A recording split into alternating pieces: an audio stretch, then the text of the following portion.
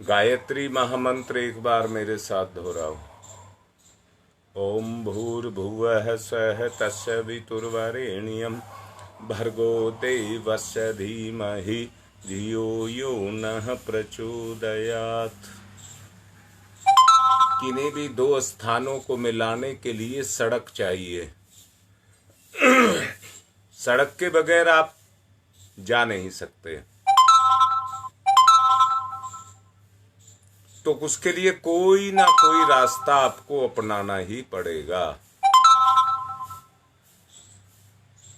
ईश्वर तक जाने वाली सड़क का नाम या ईश्वर के साथ मिलाने वाली सड़क का नाम श्रेय की प्राप्ति को लक्ष्य मानकर चलने से चित्तवृत्तियों में पूर्व की अपेक्षा असाधारण परिवर्तन आपको करना होगा।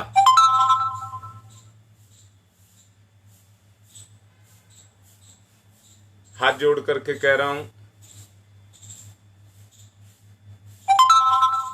अगर आत्मा का परमात्मा की तरफ मिलने का कोई रास्ता जाता है तो निकृष्टता से उत्कृष्टता की तरफ जो रास्ता जाता है, बुराई से अच्छाई की तरफ, पाप से पुण्य की तरफ जो रास्ता जाता है, वो ईश्वर की तरफ जाता है।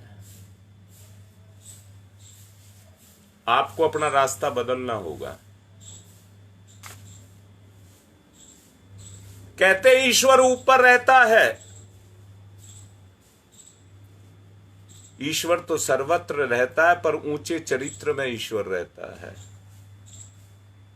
ऊंचे चरित्र में ईश्वर रहता है।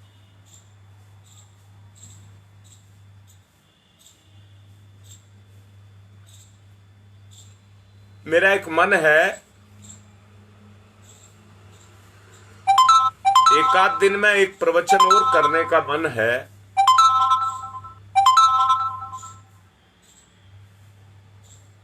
जिसमें मैं कुछ सिद्धांत की बातें आपको बताना चाहूंगा।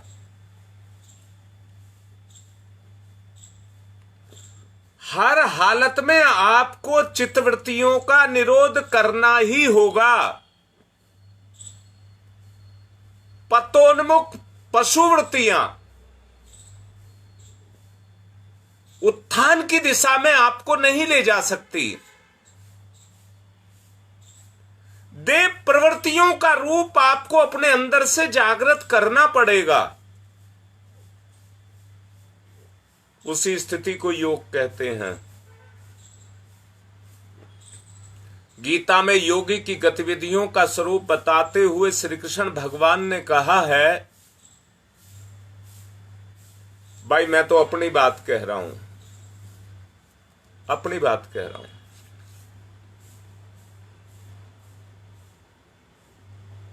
सचमुच जानना, आप यकीन करना मेरी बात पर।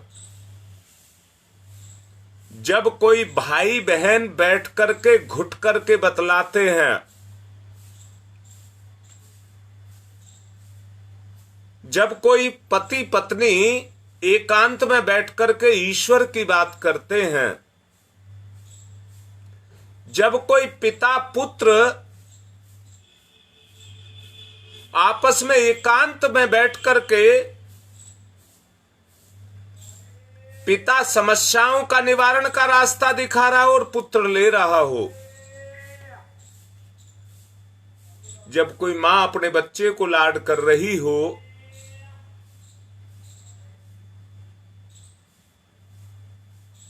वो रास्ता वास्तव में ईश्वर की तरफ जाता है। इसी को मैं योग मानता हूं। व्यवहारिक योग, व्यवहारिक योग, इसको योग नहीं मानता कि एक बेटा अपने मां बाप को लगाव कर रहा, मां बाप नहीं कर रहे, या मां बाप बच्चे को लगाव कर रहे हैं तो बच्चा लगाव नहीं कर रहा। जहां कहीं भी एक जगह जहां दोनों की स्थिति एक सी बनती हो, दोनों की मिलकर के स्थिति एक सी बनती हो,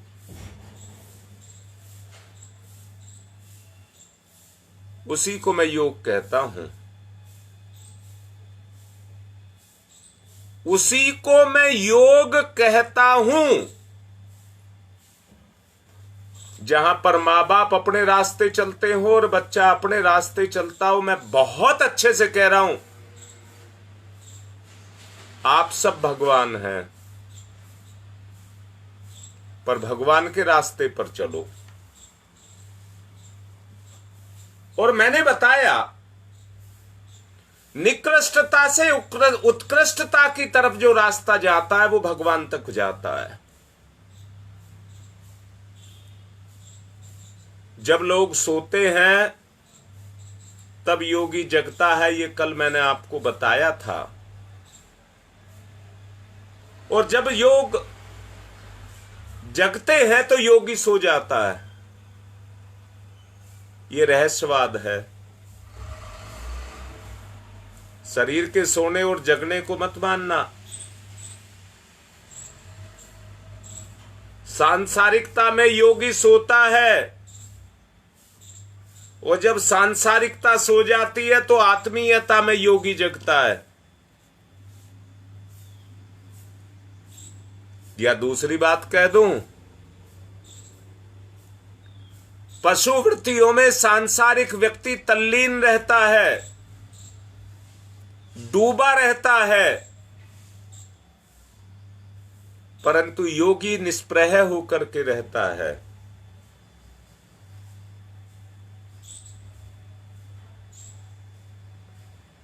उसी को योग कहते हैं। उसी को मैंने कहा था, आपसे दो बात कही थी। योग की टॉर्च, योग की अंधेरे में टॉर्च,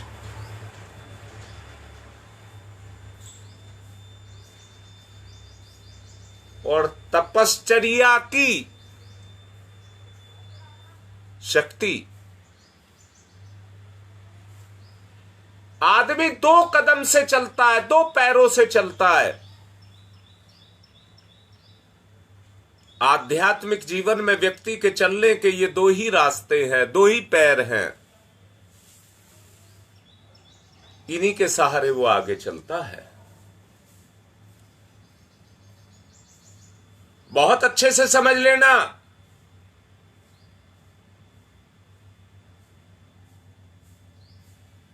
बहुत अच्छे से समझ लेना। मेरी एक बिटिया जो लाइन पर है इस समय, अभी कुछ ही समय पहले उसकी शादी हुई है।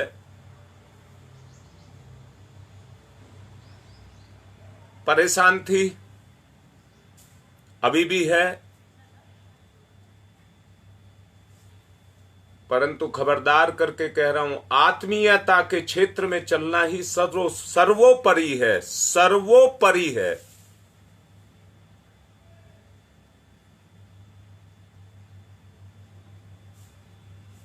उस स्तर के कई बच्चों का मैंने खुद निर्माण किया, पर उस स्तर के होकर के फिर भी सांसारिकता की तरफ चले जाते हैं। मैंने अभी योगी की बात कही है। जब दुनिया सोती है तो योगी जगता है। यही बात मैं सबको कह देना चाहता हूं। मैं फिर से बताता हूं, एक मां के गर्भ में जब बच्चा होता है तो मां सपने देखती है, इसको ये बनाऊंगी, इसको ये करूंगी। बाप भी सपने देखता है, इतना पढ़ाऊंगा, लिखाऊंगा, योग्य बनाऊंगा। दोनों एक ही चीज पर लगे रहते हैं, इसको योग्य बनाएंगे। ये बड़ा होगा, मेरी जिम्मेदारियों को संभालेगा और मुझको मुक्ति देगा। हर माँ बाप यही चाहता है, हर माँ बाप यही चाहता है, पर संतान संसार में आकर के और संसार को पाकर के संसार के सुख में भटक जाती है। ये इंद्रियों की गति है। याद रखना, प्रेम, आत्मीयता, अपनापन, उत्कृष्टता, इनमें भगवान होता है। जो इन रास्तों को अपनाता, इन रास्तों पर चलता है। मैंने कहा है, वायदा कर रहा हूं, एक दो दिन में मैं आपको एक प्रवचन दूंगा जिसमें मैं दशरथ के बारे में बताऊंगा। दशरथ, हाँ, सच समझ रहे हो, ठीक समझ रहे हो, उसी दशरथ के बारे में बताऊंगा।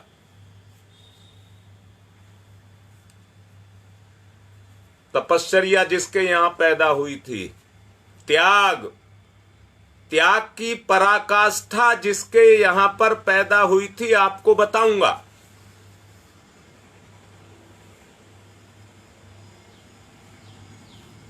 आदमी सांसारिकता में खोया हुआ है।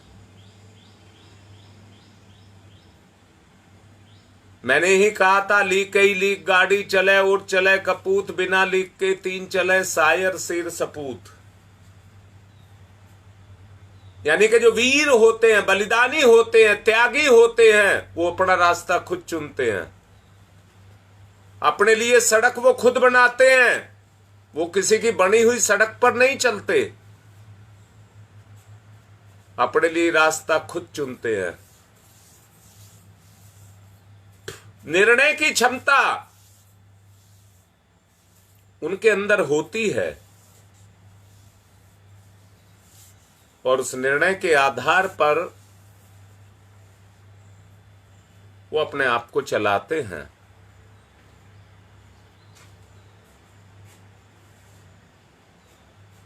इसके बगैर योगी का काम नहीं चल सकता। उन्हें अपने चिंतन, अपने कर्तव्य का ढांचा विवेक के सहारे खड़ा करना पड़ता है। यह लगभग लोक प्रचलन से बहुत विपरीत है, मैच नहीं करता है किसी के साथ। स्थिति क्या पैदा होती है? संसार अपनी तरफ खींचता है, परंतु परमात्मा अपनी तरफ खींचता है। बहुत अच्छे से समझ लेना, जो योगी बनकर के इस संसार में आया है, जो अपने उसके सांसारिक रिश्ते होते हैं, शरीर के रिश्ते होते हैं, उनको कोई अच्छा नहीं बताता है। ये इसकी पहचान है कि आप आत्मा के रास्ते पर चलने लग गए। लोग उसे मूर्ख कहते हैं और वो लोगों को मूर्ख समझता है, वो भी लोगों को मूर्ख समझता है। स्वतंत्र चिंतन और लोक प्रवाह में भारी अंतर रहता है, भारी अंतर रहता है। रसा कसी कुसंस्कारी चित्तवृत्तियां योगवाद का ही समर्थन करती हैं। इस प्रवाह को आत्मिक साहस के रूप में बल मिलने लगता है। अपनी वृत्तियों को उलटने का नाम चित्तवृत्ति निरोध है। यही योगी का प्रबल पुरुषार्थ है, इसी को मानना।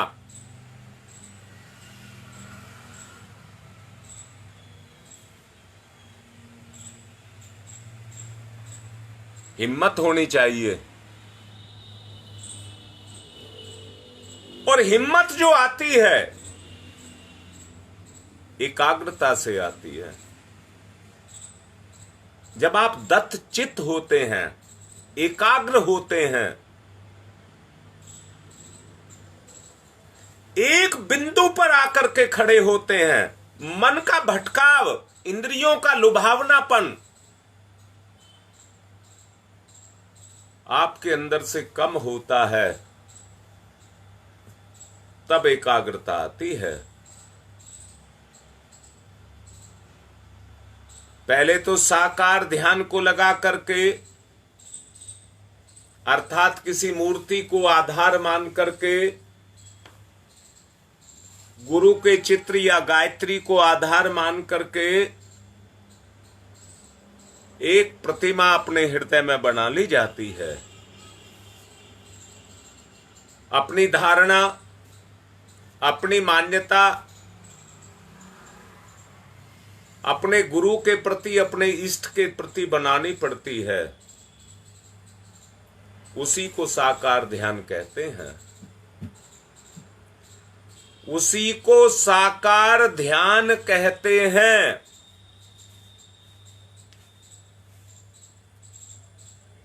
अवस्था साकार से शुरू होती है और निराकार में जाकर के विलय हो जाती है। जब तक निराकार की स्थिति पैदा नहीं होगी, व्यक्ति सांसारिकता में खोया रहेगा। आग जलती है, ईंधन जलता है, उसमें से गैसें निकलती हैं, गैसों में वायुमंडल में जाकर के विलीन हो जाती हैं और वही गैसें पुनः आकर के धरती पर तरह तरह की 84 लाख योनियों के चेतना के रूप में उनका निर्माण करती हैं, शरीर के रूप में उनका निर्माण करती हैं।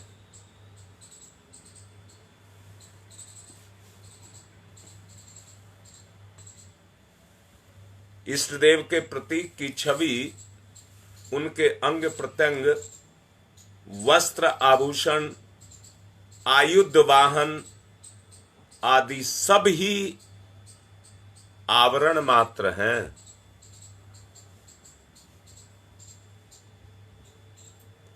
विस्तृत क्षेत्र में वहां वे उड़ने फिरने की मन को पूरी छूट देते हैं।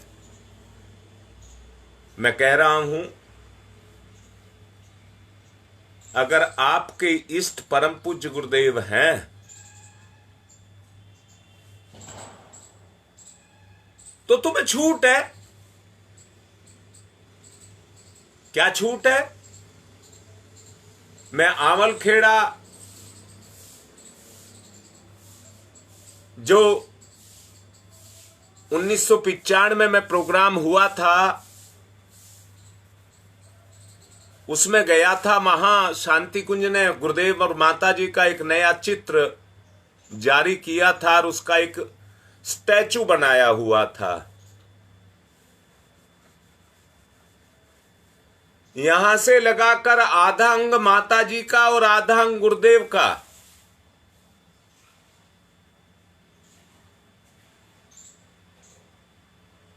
शांति कुंज ने दोनों को मिलाकर के शिव स्वरूप, शिव और पार्वती का, शिव और शक्ति का स्वरूप बनाया।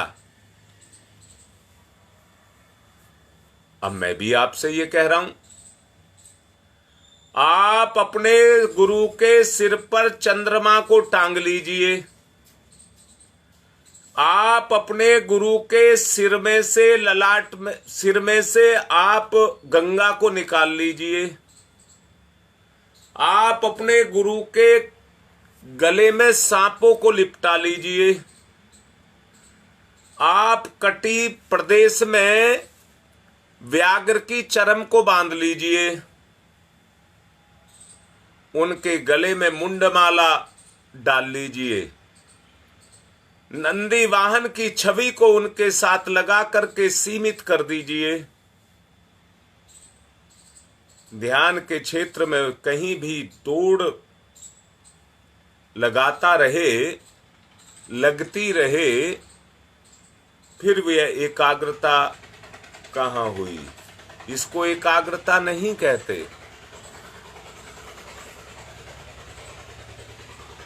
गुरु की छवि निराकार इसलिए है, छवि कहा है।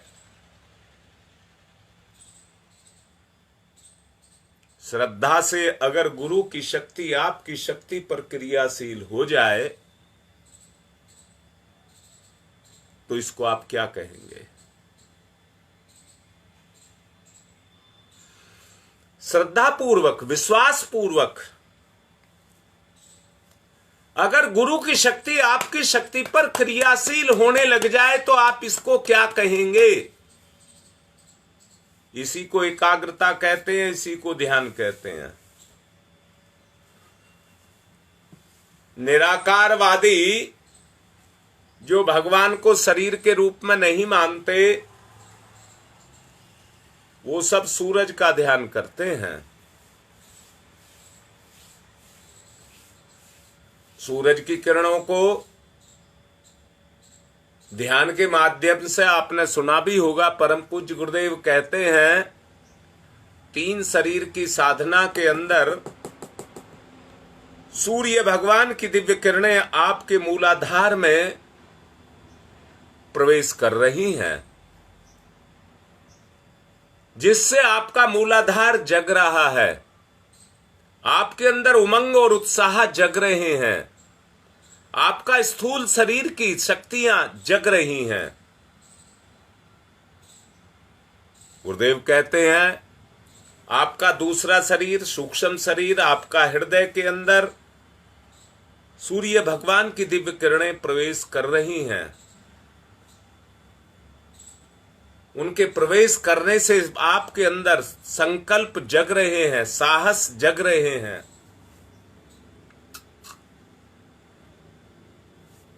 आपके कारण शरीर सहस्रांश में, मस्तिष्क मध्य में सूर्य के दिव्य तेज का प्रवेश हो रहा है, जिससे आपका, जिसको सहस्रांश कहते हैं, ये जग रहा है। अर्थात मैं क्या कहूंगा, निराकारवादी सूर्य भगवान का साक्षात दर्शन करते हैं और उनकी सूर्य की शक्ति को सूर्य की किरणों के माध्यम से अपने शरीर में प्रवेश कराते हैं। पर उस प्रवेश को कराने के लिए ध्यान चाहिए। प्रवेश तो हो जाएगा पर ध्यान के बगैर नहीं होगा। गुरुदेव भी घुमा घुमा करके कुछ कुछ बोलते हैं, पर उनका उद्देश्य है सूर्य की किरणों का प्रवेश आपकी चेतना के अंदर कराना। इसमें चिंतन विस्तार किया उतना ही क्षेत्र विद्यमान है जितना साकारवादी मान्यताओं में। जब मन को इतनी दौड़ धूप करने के और इतने विभिन्न प्रकार के अनुभव कराने की छूट रहती है, तो सोच करके देखिए एकाग्रता कैसे बनेगी। सबसे पहले एक बात सोचने की जरूरत है कि एकाग्रता किसको कहते हैं।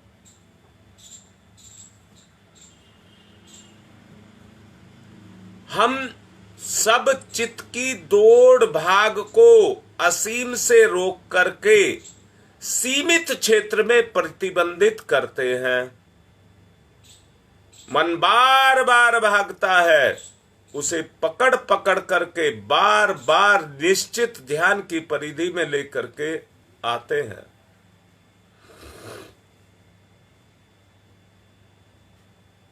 वही प्रयोग चलता रहता है।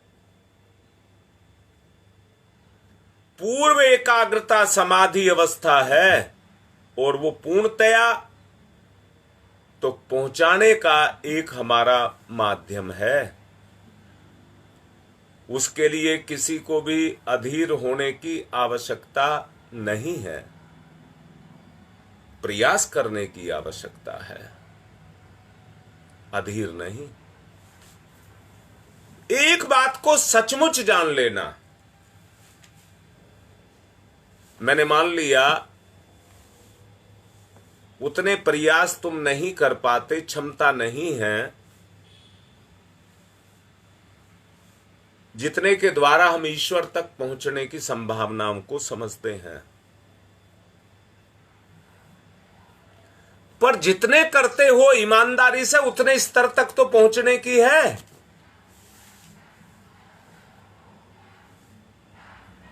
जितने की है उतने की शुरुआत कर दीजिए। वो शुरुआत आपको आगे अपने आप बढ़ा लेगी। 1000 बार इस तथ्य को अच्छी तरह से समझ लेना। पूर्ण एकाग्रता साधना काल की आरंभिक प्रक्रिया है। आवश्यकता किसी भी दृष्टि से नहीं है जिसके लिए ना तो ललायित होना चाहिए, ना विघ्न पर खिन्न होना चाहिए। ना, दोनों नहीं होने चाहिए। उसके लिए किसी को अधीर होने की आवश्यकता नहीं है। जितना करोगे उतना तुम्हारे सामने होगा, जितना करोगे उतना तुम्हारे सामने होगा।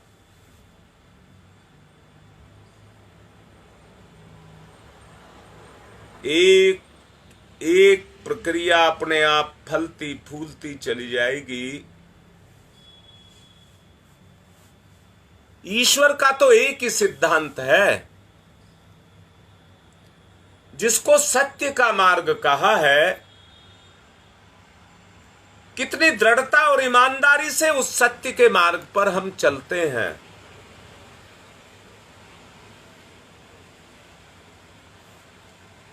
आप मीरा को देखिए, सूर को देखिए, चैतन्य को देखिए, रामकृष्ण परमहंस को देखिए, मीरा को देखिए।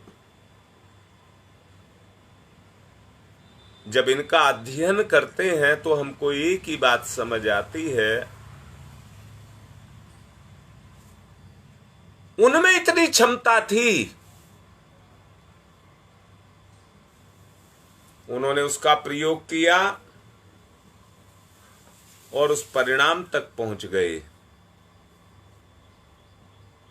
एकाग्रता नहीं, तन्मयता प्राप्त करके किसी में भी लक्ष्य मिल सकता है। भक्त संप्रदाय में प्रणय, वियोग, अश्रुपात, समर्पण, आलिंगन जैसे जो भावोन्माद की घटनाएं उमड़ती हैं, वो मनय स्थिति में एकाग्रता किसी भी प्रकार संभव नहीं होती।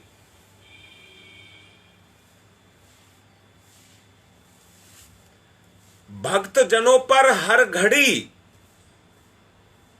छाया रहने वाला भावोन्माद और उसके उभार में उठने वाला हास्य, रोदन, नृत्य, अवसाद, उद्विग्नता, ये लक्ष्य प्राप्ति में बहुत बड़ी बाधा पैदा करते हैं।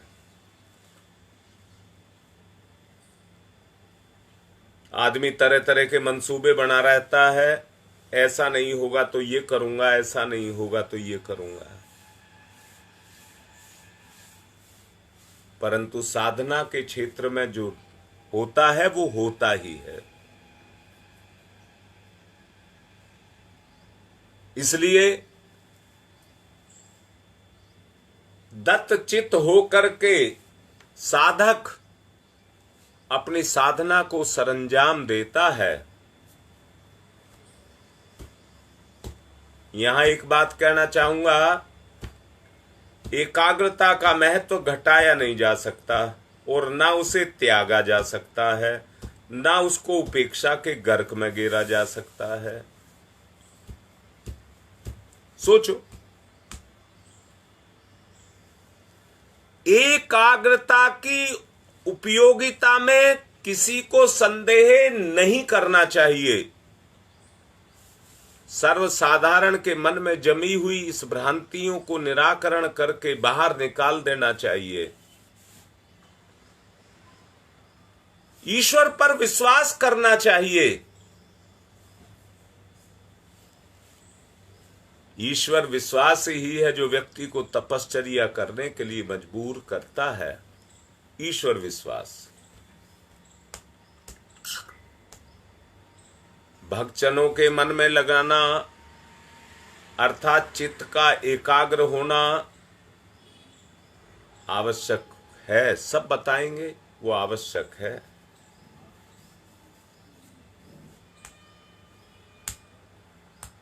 परंतु भ्रांति की बात क्या करोगे जो हमें भटकाती रहती है? वो भी तो हमारे चित्त की वृत्तियां ही हैं। इसलिए चित्त निरोध नहीं, चित्त वृत्तियों का निरोध करना आवश्यक है। एकाग्रता नहीं, एक दिशा अभिष्ट है। यदि ऐसा बन पड़ा तो समझना चाहिए योग साधना की सही पृष्ठभूमि आपने पकड़ ली, वरना भटकते रहोगे।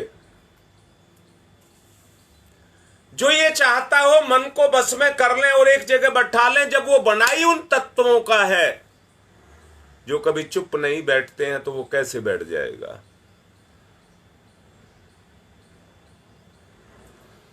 इसलिए एक आवश्यकता की बात आपसे कह रहा हूं। आवश्यकता ये कह रहा हूं, अपने आप को पहचानो। हमारा समावेश है बुराई और अच्छाई का। हमारे अंदर समावेश है बुराई और अच्छाई का। अच्छाई पर कोई किसी को डिगा नहीं सकता और बुराई पर किसी को कोई एक जगह रख नहीं सकता। ये ईश्वरीय गुण है। दोबारा से कह रहा हूं, जो अच्छा होगा वो चिंतन के क्षेत्र में एकाग्र होगा। उसे किसी की आवश्यकता नहीं है। परंतु जिसका मन चंचल है, वो उतना ही ये समझ ले इतनी कमी मेरे अंदर है।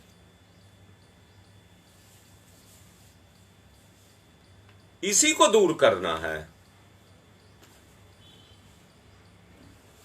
समूची बाह्य सत्ता को समझा जा सकता है। जो आपको नहीं आता आप उसको भी समझ करके बोला है अपने क्रिया क्षेत्र में उतार लेंगे। पर उसके लिए समझना तो आवश्यक है, या समझ से परे ही अपने काम को कर लेंगे। बहुत अच्छे से समझ लेना, अभिष्ट दिशा में अगर चित्त वृत्तियों को लगाया जाए तो वो आसानी से लगती नहीं है। बहुत दिक्कत पैदा करती हैं, बहुत ही दिक्कत पैदा करती हैं, क्योंकि उनमें ज्ञान नहीं है, हटीली हो जाती हैं।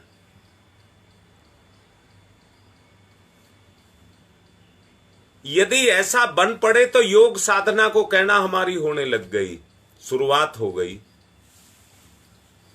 समूची ब्रह्म सत्ता को समझा जा सकता है, पर उसके लिए छोटी बुद्धि असंभव है। बुद्धि का वो स्वरूप जिसमें उसका समावेश हो जाए, वो हमें अपने अंदर से प्रकट करना होगा। ब्रह्मांड बहुत बड़ा है, उसका विस्तार हमारी कल्पना शक्ति से बाहर है। अपनी पृथ्वी पर प्रकृति की जो कार्य पद्धति है वो अन्य लोकों में उससे भिन्न है। पृथ्वी के जीवधारी जितने भी प्राणी हैं, उनकी आकृति, चिंतन और जीवन यापन की जो पद्धति है, उसमें भी आकाश पाताल का अंतर पाया जाता है।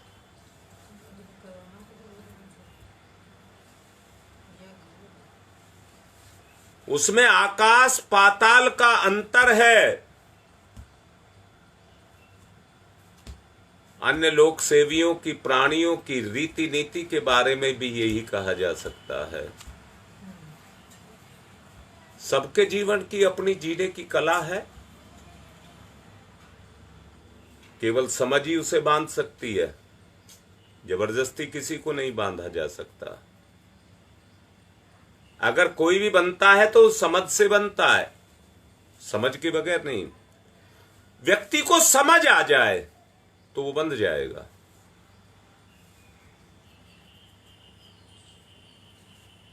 पृथ्वी का अपना एक गुरुत्वाकर्षण बल है जो उसके ऊपर हर वक्त काम कर रहा है, परंतु आत्मा का भी एक बल है जो हमेशा ईश्वर के ऊपर काम करता रहता है। मानवीय चेतना के साथ ब्रह्म चेतना का जितना अंश संबंधित होता जाएगा, उस भाग को ईश्वर या परमेश्वर कहते हैं। चंद्रमा को आपको रात में देखा होगा जितने भाग पर सूर्य की किरणें पड़ती जाती हैं उतना ही चमकता रहता है, क्योंकि चंद्रमा की जो स्पीड है सूर्य के सापेक्ष जब वो अपनी गति को करता रहता है तो वो घटती बढ़ती रहती है स्थिति, जिसके कारण चंद्रमा का धरातल धरती से कटा हुआ दिखाई देता रहता है, और अमावस्या भी आती है तो पूर्णिमा भी आती है। ये दोनों उसकी गति के ऊपर निर्भर करते हैं। ठीक इसी तरह से हमारी गति भी परमेश्वर में होने लग जाती है। हमारे चिंतन के ऊपर जितना प्रभाव सूरज रूपी ब्रह्म का पड़ता है उतना ही भाग हमारा चमकने लग जाता है। हमारे आनंद उत्थान में किसी की भूमिका रहती है, इसलिए साधना के लिए उसी छोटी ब्रह्म परिधि के साथ हमारा संपर्क मिला लेना पर्याप्त माना गया है। उपासना का केंद्र बिंदु वो ईश्वर ही रहता है और कोई नहीं रहता।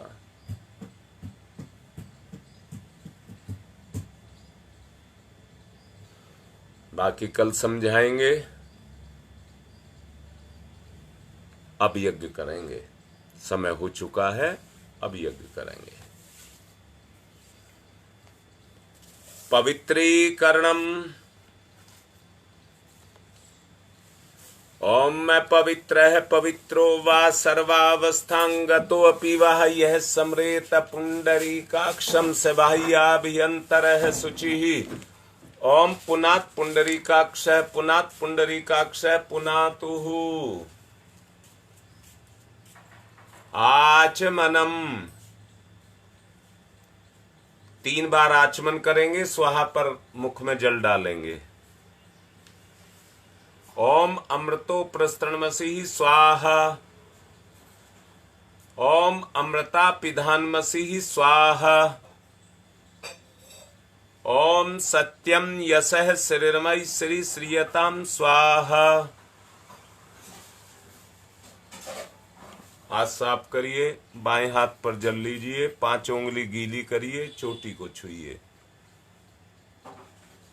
ओम चिद्रूपिणी महामाई दिव्य तेज समन्विते तिस देवी शिखा मध्य तेज वृद्धिम कुरुषमेव न्यास है।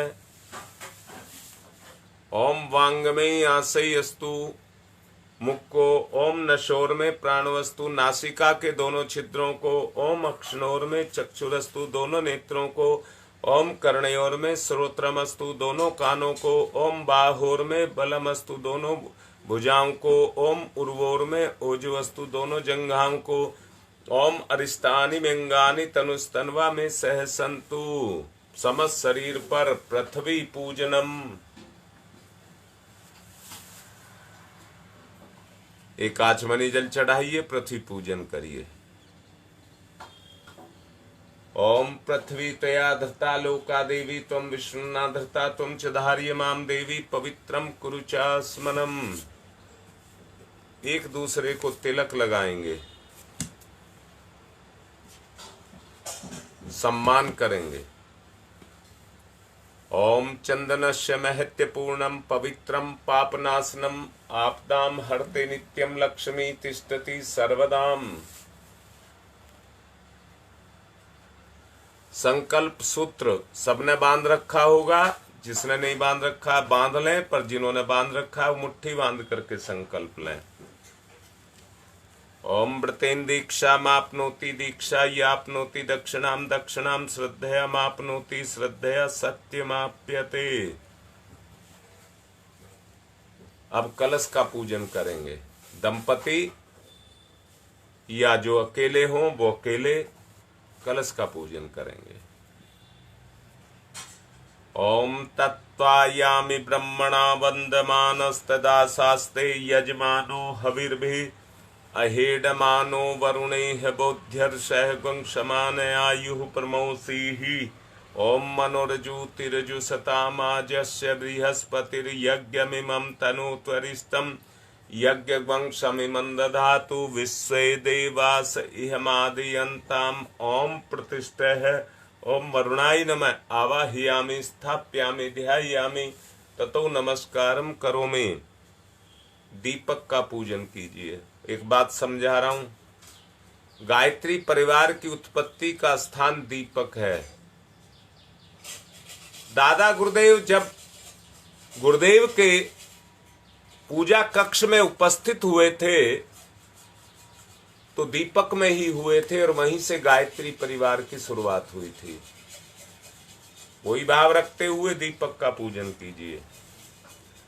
अग्निर्ज्योति ज्योतिरग्नि स्वाहा, सूर्य ज्योति ज्योति सूर्य स्वाहा, अग्निर्वर्चो ज्योतिर्वर्च स्वाहा, ज्योतिर्वर्चो अग्निर्वर्च स्वाहा, ज्योति ही सूर्य सूर्य ज्योति ही स्वाहा।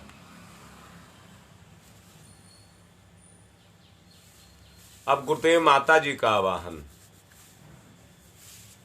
गुरुर्ब्रह्मा गुरुर्विष्णु गुरुदेवो महेश्वर गुरुरेव साक्षात् परब्रह्म तस्मै श्री गुरुवे नमः। अखंड मंडलाकारं व्याप्तं येन चराचरं तत्पदं दर्शितं येन तस्मै श्री गुरुवे नमः। मातृवत्र लालियत्री च पितृवत्र मार्गदर्शिका नमस्तु गुरु सत्ताय श्रद्धा प्रज्ञायुताश्च। ओम श्री गुरुवे नमः। आवाहयामि स्थापयामि ध्यायामि ततो नमस्कारं करोमि।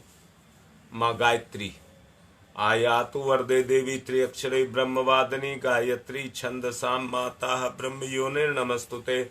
ओम श्री गायत्री नमः। आवाहयामि स्थापयामि ध्यायामि ततो नमस्कारं करोमि। अब एक पुष्प लेंगे और देव शक्तियों का पूजन करेंगे। ओम सर्वेभ्यो देवेभ्यो नमः। आवाहयामि स्थापयामि आसनम समर्पयामि। बूंद बूंद करके 4 बूंद जल चढ़ाएंगे और सहायक 2 कलावे के टुकड़े तोड़ लें। पाद्यम समर्पयामि, अर्घम समर्पयामि, आचमनम समर्पयामि, स्नानम समर्पयामि। टुकड़े ले लीजिए कलावे के। वस्त्रम समर्पयामि, यज्ञोपवीतम समर्पयामि। तिलक करिए। गंधम विलेप्यामि, अक्षतानि समर्पयामि, पुष्पाणि समर्पयामि, धूपम माग्रयापयामि, दीपम दर्शयामि, नैवेद्यम निवेदयामि,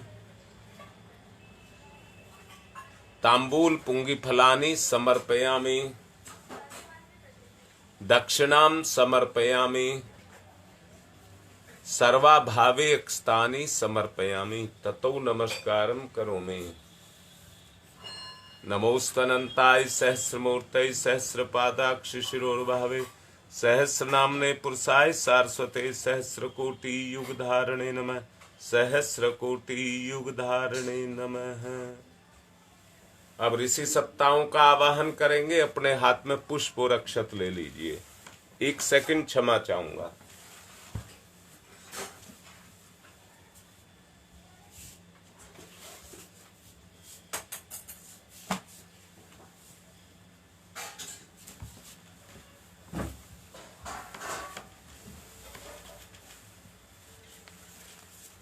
सबसे पहले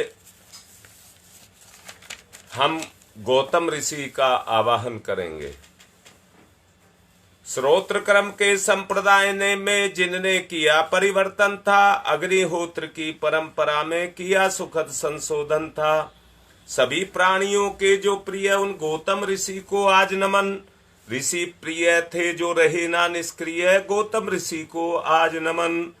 ओम गौतम सर्वभूता नाम ऋषि नाम च सदा प्रियम, श्रोता नाम कर्माणाम चैव संप्रदाय प्रवर्तक। ओम गौतमाय नमः। आवाहयामि स्थापयामि ध्यायामि। भारद्वाज ऋषि का आवाहन। सदा अध्ययन को तत्पर ऋषि भारद्वाज का है वंदन। अतल ज्ञान के थे सागर ऋषि भारद्वाज का है वंदन। हे ऋषिवर ये भाव भरा आमंत्रण है स्वीकार करें। हम सबका आतिथ्य यज्ञ में आकर अंगीकार करें। ओम भारद्वाजाय नमस्तुते नमस्तुत अस्तु सदा अध्ययन तत्पर आवाहयामि यज्ञे अस्मिन् पूज्यं प्रतिगृह्यतामै। ओम भारद्वाजाय नमः आवाहयामि स्थापयामि ध्यायामि ततौ नमस्कारम करोमि। ऋषि विश्वामित्र का आवाहन। तेजस्वी प्रज्वलित अग्नि से तप की जो प्रतिमूर्ति बने, गायत्री की प्रतिष्ठापना करके जग की पूर्ति बने, उन ऋषि विश्वामित्र को करते हम सब नमन। यहाँ कृपा करें बम ऋषि आपका हो सुख कर आगमन यहाँ। ओम विश्वामित्र नमस्तुभ्यं ज्वलदाग्नि संप्रभम अध्यक्षीकृत गायत्री तपो रूपेण संस्थिता। ओम विश्वामित्राय नमः आवाहयामि स्थापयामि ध्यायामि। कश्यप ऋषि का आवाहन। हे कश्यप ऋषि, सदा आपको जगती ने सम्मान दिया और आपने प्राणी मात्र को विपुल दया का दान दिया। है प्रार्थना हमारी हम पर भी कुछ कृपा करें ऋषिवर। हम सब की पूजा अर्चा स्वीकार स्वयं यहाँ आकर करें। ओम कश्यप सर्वलोकाढ्य सर्वभूत दयाकार है असि त्वं प्रथयामि सह पूज्यं प्रतिगृह्यताम। ओम कश्यपाय नमः आवाहयामि स्थापयामि ध्यायामि। अब जमदग्नि ऋषि का आवाहन। हे ऋषिवर जमदग्नि, जिन्हें बिल्कुल समान हर सुख दुख था और कठोर तप के सुतेज से जो जो जलायमान मुख था, तपोमूर्ति उस ऋषि का होता आज यहाँ आवाहन है। महायज्ञ में उन्हीं पूज्यवर का वंदन अभिनंदन है। ओम जमदग्नि महातेजा तपसा जलती हतम आवाहयामि यज्ञे अस्मिन् पूज्यं प्रतिगृह्यताम। ओम जमदग्नै नमः आवाहयामि स्थापयामि ध्यायामि ततो नमस्कारम करोमि। वशिष्ठ ऋषि का आवाहन। सबके परम हितैषी ऋषिवर, आप धर्म प्रतिमूर्ति रहे, कार्य कुशल इतने के कर्म के हर युग के अनुरूप रहे। जनहित से जन की करुणा से भरा सदा जिनका मन है, उन मुनि श्रेष्ठ ऋषिवर पूज्यवर का सादर आवाहन है। ओम नमस्तुभ्यं वशिष्ठाय क्रम कृते महामुने धर्म रूपाय महते लोका नाम हित कारणे। ओम विश्वामित्राय नमः आवाहयामि स्थापयामि ध्यायामि ततो नमस्कारम करोमि।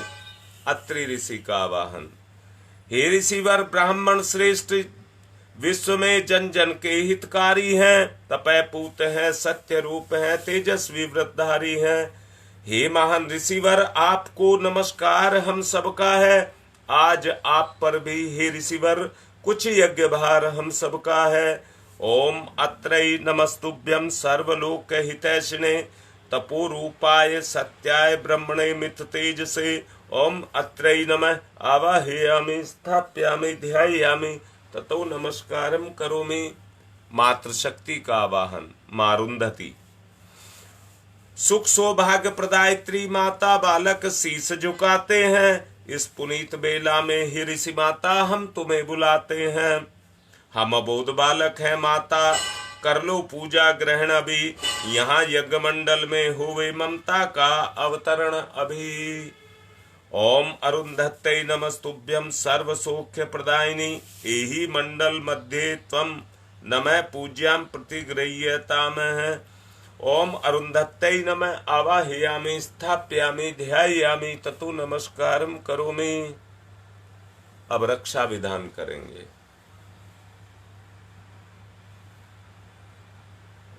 बाएं हाथ पर चावल लेकर सीधे हाथ से उसी दिशा में फेंकेंगे। ओम पूर्वे रक्षतु वाराह आग्नेयाम गरुड़ध्वज दक्षिणे पद्मनाभमस्तु नैरेत्र्याम मधुसूदन पश्चिमे चैव गोविंदो वायव्याम तु जनार्दन उत्तरे श्रीपति रक्षेद ईशान्यम ही महेश्वर ऊर्ध्वं रक्षतु धातावो हयोधो अनन्तस्य रक्षतु अनुक्तमपि यत स्थानम रक्षतु विसोममार्धिक अपसर्वन्तु ये भूता भूमि संस्थिता भूता विघ्नकर्ता रस्ते गच्छन्तु शिवाज्ञया अपक्रामन्तु भूतानि पिशाचा सर्वतो दिशम सर्वेषां विरोधेन यज्ञ कर्म समारभे। यज्ञ कर्म समारभे अग्नि स्थापनम। पशुवृत्तियां पाप वृत्तियों का उन्मूलन, उत्कृष्टता की तरफ गमन भाव रखते हुए अग्नि पर जले। ओम भूर्भुवः स्वः द्यौरिव भूम्नाः पृथिवी वरीम्ना तस्यास्ते पृथ्वी देव यजने पृष्ठे अग्निम मनाद मन्नाधाया दधे अग्निम दूतम पुरो दधे हव्यवाहमुपपूर्वे देवामासादयादि है। ओम अग्नये नमः। अग्निम आवाहयामि स्थाप्यामि ध्यायामि ततो नमस्कारम करोमि। अब समिधा लगाएंगे।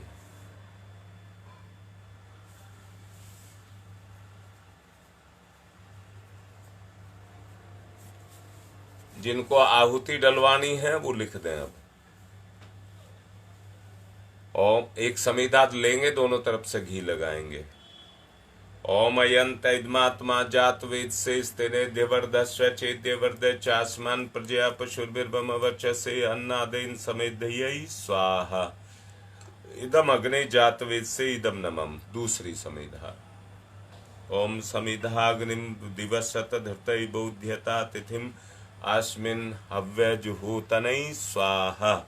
इदम अग्ने इदम नमम। तीसरी। ओम सुसमिधाय सोचि से घृतम तीव्रम जुहूतन अग्नि जात वेद से स्वाहा। इदम अग्नि जात वेद से इदम नमम। चौथी। ओम तम त्वा समित भिरंगिरो घृतेन वर्धयामसि बृहच्छोच्छा यविष्टयै स्वाहा। इदम आग्ने अंगिर से इदम नमम। जल प्रसेचनम। जिस दिशा में कहा जाए उसमें थोड़ा थोड़ा जल छोड़ेंगे। ओम अदिते अनुमन्यस्व इति पूर्वे। ओम अनुमते अनुमन्यस्व इति पश्चिमे। ओम सरस्वताय अनुमन्यस्व इति उत्तरे। अब दक्षिण से चारों तरफ। ओम देव सवितः परशुव परशुव यज्ञपतिम भगाय दिव्य गंधर्व केतपुः केतम न पुनातु वाचस्पति ही वाचम न सदतुः।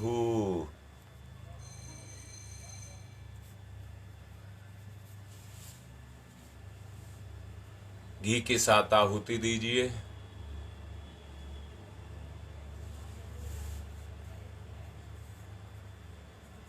ओम प्रजापतये स्वाहा। इदम प्रजापतये इदम नमः।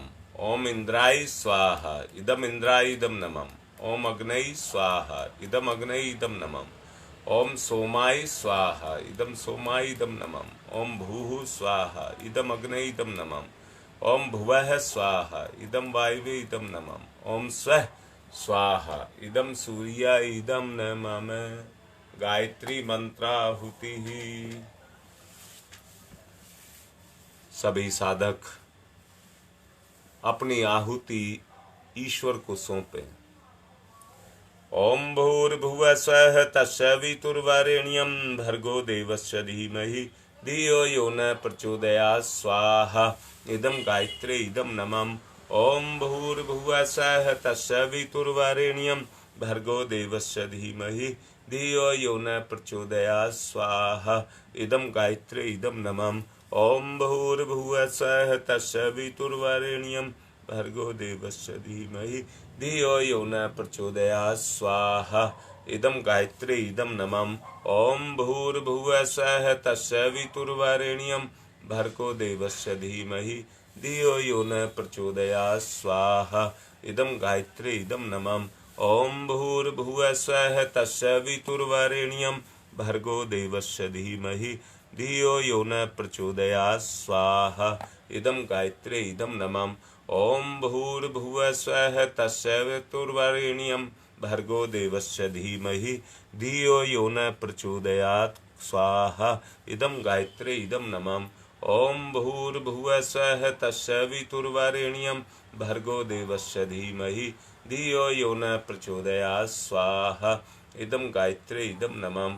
ओम भूर्भुवः स्वः तत्सवितुर्वरेण्यं भर्गो देवस्य धीमहि धियो यो न प्रचोदयात् स्वाहा इदं गायत्री इदं नमः ओम भूर्भुवः स्वः तत्सवितुर्वरेण्यं भर्गो देवस्य धीमहि धियो यो न प्रचोदयात् स्वाहा इदं गायत्री इदं नमः ओम भूर्भुवः स्वः तत्सवितुर्वरेण्यं भर्गो देवस्य धीमहि धियो यो न प्रचोदयात् स्वाहा इदं गायत्री इदं नमः ओम भूर्भुवः स्वः तत्सवितुर्वरेण्यं भर्गो देवस्य धीमहि धियो यो न प्रचोदयात् स्वाहा इदं गायत्री इदं नमः ओम भूर्भुवः स्वः तत्सवितुर्वरेण्यं भर्गो देवस्य धीमहि धियो यो नः प्रचोदयात् स्वाहा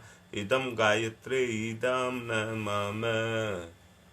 अब विशेष आहुति दी जाएंगी। गंगा विहार से सत्यनारायण की समदन जो आईसीयू में हैं, नाम लक्ष्मी है, उनके लिए अच्छे स्वास्थ्य के लिए। इलाहाबाद में मांडा से मिथिलेश पांडे के पारिवारिक संतुलन के लिए। गंगा विहार से उमेश दुबे की पुत्रवधू, उनकी दादी एक्सपायर हो गई है, उनकी आत्मिक शांति के लिए। बहपुरा भदोई से संजय दुबे के परिवार के लिए। इटहरा भदोई से शिवानी के अच्छे स्वास्थ्य के लिए। प्रीत विहार से अंजू के पुत्र पिंकू का जन्मदिन है, उसके उज्जवल भविष्य के लिए। सचिन गुप्ता जो शिव विहार से हैं, वो कोई नया काम शुरू कर रहे हैं, उनका काम ठीक से जम जाए, उसके लिए। सरोज के गंगा विहार से उत्तम स्वास्थ्य के लिए। और किसी की भी हो तो लिख दें। ओम त्र्यंबकं यजामहे सुगंधिं पुष्टिवर्धनम् उर्वारुकमिव बन्धनान् मृत्योर्मुक्षीयमामृतात् स्वाहा इदं महामृत्युंजय इदं नमः ओम त्र्यंबकं यजामहे सुगंधिं पुष्टिवर्धनम् उर्वारुकमिव बन्धनान् मृत्योर्मुक्षीयमामृतात् स्वाहा इदं महामृत्युंजय इदं नमः ओम त्र्यंबकं यजामहे सुगंधिं पुष्टिवर्धनम् उर्वारुकमिव बन्धनान् मृत्योर्मुक्षीयमामृतात् स्वाहा इदं महामृत्युंजय इदं नमः ओम पंचवक्राय विद्महे महादेवाय धीमहि तन्नः रुद्रः प्रचोदयात् स्वाहा इदं रुद्राय इदं नमः ओम पंचवक्राय विद्महे महादेवाय धीमहि तन्नः रुद्रः प्रचोदयात् स्वाहा इदं रुद्राय इदं नमः ओम पंचवक्राय विद्महे महादेवाय धीमहि तन्नः रुद्रः प्रचोदयात् स्वाहा इदं रुद्राय इदं नमः। गंगा विहार से रमेश का पिछले दिनों दुर्घटना हो गई थी, चोट लग गई थी उनको, उनके भी अच्छे स्वास्थ्य के लिए। ओम भास्कराय विद्महे दिवाकराय धीमहि तन्नः सूर्य प्रचोदयात् स्वाहा इदं सूर्याय इदं नमः ओम भास्कराय विद्महे दिवाकराय धीमहि तन्नः सूर्य प्रचोदयात् स्वाहा इदं सूर्याय इदं नमः ओम भास्कराय विद्महे दिवाकराय धीमहि तन्नः सूर्य प्रचोदयात् स्वाहा इदं सूर्याय इदं नमः ओम प्रखर प्रज्ञाय विद्महे महाकालाय धीमहि तन्नः श्रीरामः प्रचोदयात् स्वाहा इदं महाकालाय इदं नमः ओम सजल श्रद्धाय विद्महे महाशक्तये धीमहि तन्नो माता भगवती प्रचोदयात् स्वाहा इदं महाशक्तये इदं नमः। सृष्टिकृत होम प्रायश्चित आहुति घी मिष्ठान के साथ इस आहुति को देंगे। हे प्रभु, हम सब की भूल चूक को क्षमा करना। ओम यदस्य कर्मणोत्यरिचम यादवा न्यूनमिहा करम अग्निष्ठ सृष्टिकृत विद्यात् सरम सुहूतम करो तुम्हें अग्नय सृष्टिकृतै सुहृतै सर्वप्रायश्चिता हूतीनाम कामानाम समृद्धै सर्वान् कामान समृद्धयै स्वाहा। इदम अग्नय सृष्टिकृतै इदम नमम। हाँ, कोरोना की आहुति रह गई, क्षमा करना, कोरोना की रह गई। अब बढ़ भी बहुत तेजी से फिर से गया है, उसके नाश के लिए आहुति देंगे, उसके बाद पूर्ण आहुति। पहले कृमि नाश के लिए ओम उददाना दिव्य कृमि हंतु विमोचन हंतु रसंभि ते अंत कृमियो गवि स्वाहा। इदम आदित्य गणेभ्य इदम नमम। रोग नाश के लिए आहुति। ओम शीर्षम शक्तिम शीर्षमयम कर्णम शूलम विलोहितम सर्व शरीरम शरणम ते सोग रोगम बहिर्निर्मंत्रम यामहि स्वाहा। इदम सूर्याय इदम नमम। सुरक्षा कवच के लिए आहुति। ओम अग्नय वैश्वनराय वैश्वई रमा देव्यै पाहि स्वाहा स्वाहा। इदम वैश्वनराय इदम नमः। पूर्णाहुति। ओम पूर्णमिद पूर्णमिदम पूर्णात् पूर्णमुदच्यते पूर्णस्य पूर्णमादाय पूर्णमेवावशिष्यते। ओम पूर्णादर्वी परापत सुपूर्णा पुनरापत वसने विकर्णवः ईश मूर्जय गुं सत्कृतौ स्वाहा। ओम सर्वं वै पूर्णग्वं स्वाहा। ओम सर्वं वै पूर्णग्वं स्वाहा। शुरुआत जितने उत्साह के साथ की, यज्ञ का अंत भी दूने उत्साह के साथ हो। धार बांध करके घी की आहुति देंगे और एक कार्यकर्ता आरती का थाल तैयार कर लेंगे। ओम वसोह पवित्रमसि सतधारम वसो पवित्रमसि सहस्रधारम देवस्ता सविता पुनातु वसो पवित्रेण सद्धारेण सुपुवा काम दुक्षयी स्वाहा। नीराजनम आरती।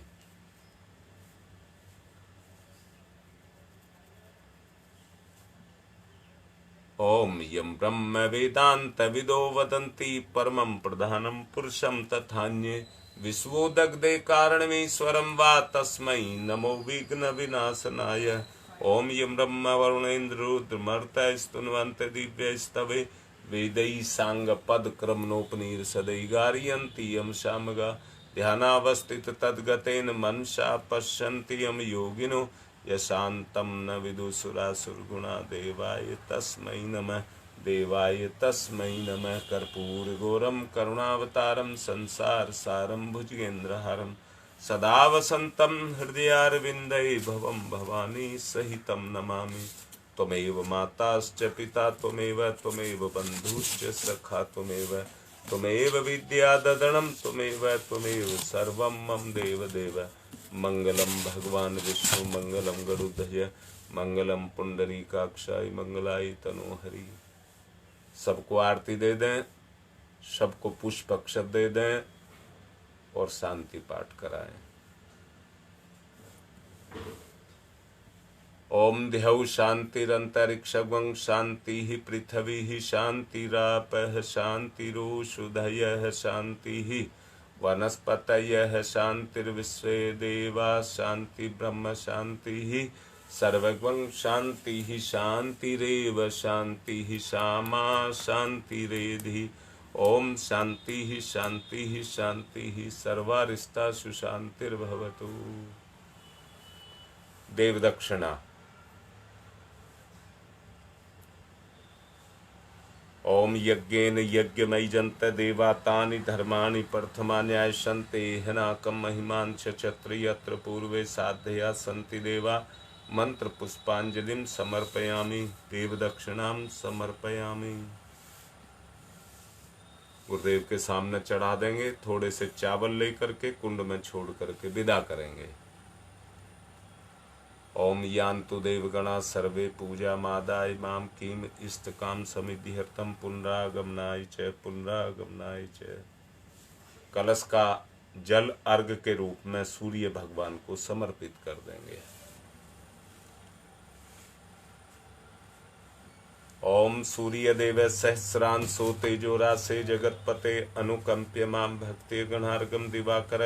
ओम सूर्याय नमः, आदित्याय नमः, भास्कराय नमः। आज का संपन्न हुआ। भगवान ने चाहा तो कल फिर रहेंगे। आज की बात संपन्न। ओम शांति ही शांति ही शांति।